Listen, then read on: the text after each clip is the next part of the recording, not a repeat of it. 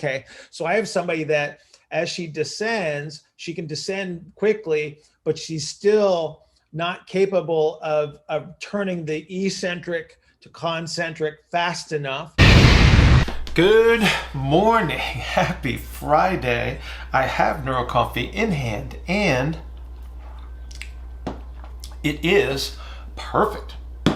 All right. Well, I'm kind of fired up. Noon Eastern today. IFAS University members only. Mike Robertson and I will be on the same call. This is a bonus call for you guys that we've been thinking about for a while. And so please join us. If you haven't signed up for IFAS University, go to ifasuniversity.com so you can join us at 12 noon today. Okay, diving into today's Q&A.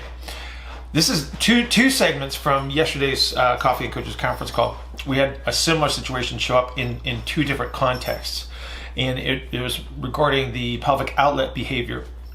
One of the things that we have to think about when we're talking about vertical jumps, or when we talk about transitions in the Olympic lifts, where we have sort of the unweighting element or the counter movement in a vertical jump, the outlet behavior becomes very, very important. So the ability to transition from an eccentric to a concentric pelvic outlet, the ability to store and release energy via yielding and overcoming actions is also very important.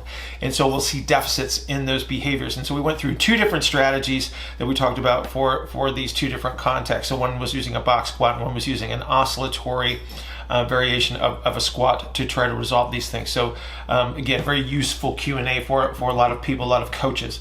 If you would like to participate in a Q&A, 15-minute consultation, please go to askbillhartman@gmail.com, askbillhartman@gmail.com. You can get signed up there. Put 15-minute consultation in the subject line so I do not delete it. We will arrange that at our mutual convenience. I got a bunch of those to schedule that in a backlog, so please be patient with those. Everybody have an outstanding Friday and a great weekend, and I'll see you on Monday. My question is about vertical jump. So I'm working with a young lady. What she seems to do on the descent is she'll descend down into her sticking point, and then she'll almost like re-descend at the bottom before she goes up. So kind of going off of what Andrew's question was, my initial thought was, hey, we could probably use a touch and go. But when she jumps, she's kind of like what you said in your wide ISA video, where she's a back jumper. She's a narrow ISA. So I'm still kind of confused on that. So I'm trying to figure out which intervention to throw in first in terms of like a box squat to kind of help with this. Do I need to capture the concentric overcoming first because she almost like is waiting for the guts to get down there?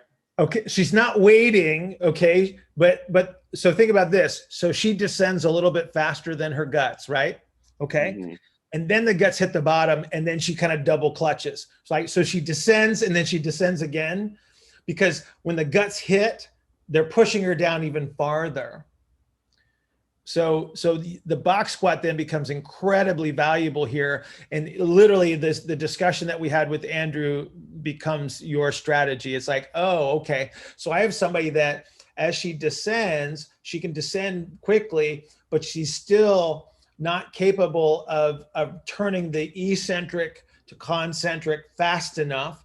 And so the guts hit, she has to yield again, right? You see it? Mm-hmm. And so what you want to do then is you say, well, where do we optimize this position? That tells you where to set your box. And then you say, can you execute a controlled touch and go? Right? Start to load that so you get concentric orientation, and then you transition this to a deload onto the box and the pop up. So now she knows to stop and then come up quickly, and then you slowly take the box away. So the way you take the box away is you take a pad, you take a mushy pad, you put it in the box.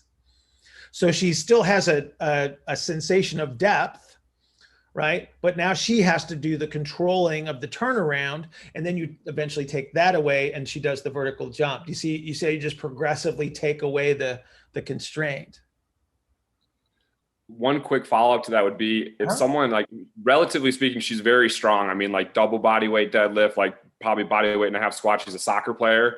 Yeah. So how does that not, wouldn't she be probably more concentrically oriented in the pelvic diaphragm? So I just don't know why she would do that. Obviously she's not, based on her jump, but So, okay, but you have connective tissue behaviors that are also in play here. So given enough time, okay, given enough time. So a deadlift is really slow compared to the counter movement in a counter movement jump, right?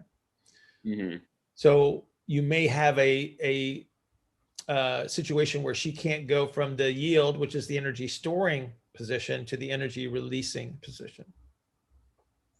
Got it. Makes sense. Okay. Yeah. So I don't think the strategy would change all that much because you are still emphasizing the connective tissue behavior as described, right? So the depth, and that might have something to do with it too. So think about where the hips are positioned in her deadlift relative to where she's going to be for the counter movement jump, because they're not the same, right? Yeah. Yeah. Does that help? Thank you. Yeah, absolutely. And then I had a similar situation to what Thomas asked. You know, sometimes when I have people do the dip for a jerk, so they dip and then they go up, or push press or whatever. You know, sometimes people will they dip too deep, and so then they dampen the dip, and then they have nothing to go up with, and it sucks. So sometimes. In general, sometimes people will prescribe to do a pause. So you just dip until you reach the depth that you need to go to, so you get the body awareness of how far you actually need to go. The problem with that is that sometimes you'll have people, okay, they pause, but then in order for them to go up, they go deeper to try to get momentum to try to go back up. Right. They're trying to create the yield so they can store and release the energy. You're absolutely right. Whereas what you want to do is dip, and then from there just go. Yeah. So it's like you try to do the pause so that they get that depth, but then it doesn't really help them, because then when they actually try to move, they just keep going down. Correct. That is, I mean, you're absolutely right. That would be typical, because again, they understand the dynamic nature of it, but they don't have the strategy available to them.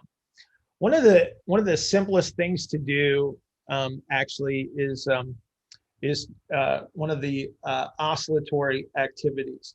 So you put them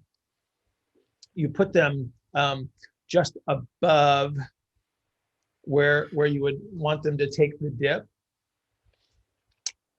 Have them ramp up all of the tension. So you create the exhalation strategy, and then you have them release it, boom, and so you create this little oscillation.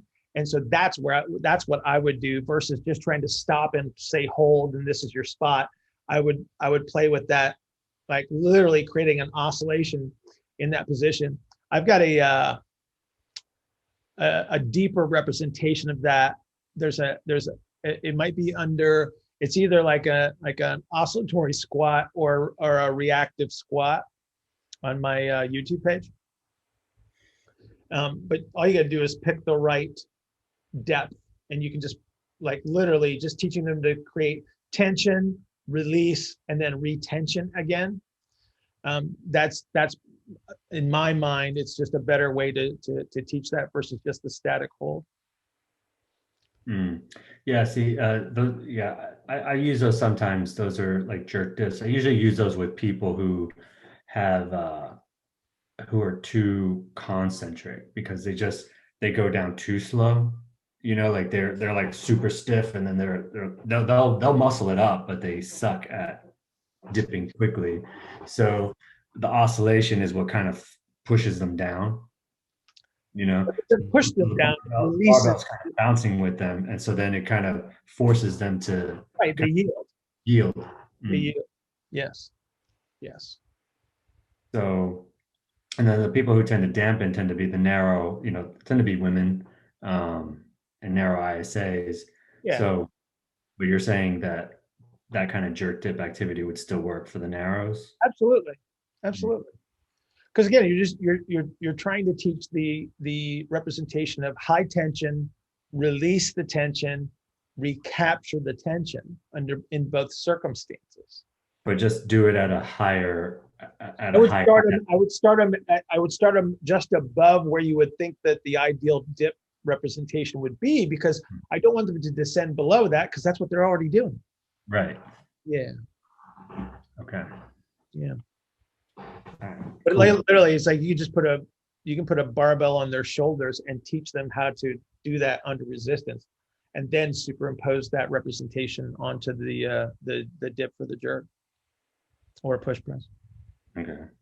Okay. Cool.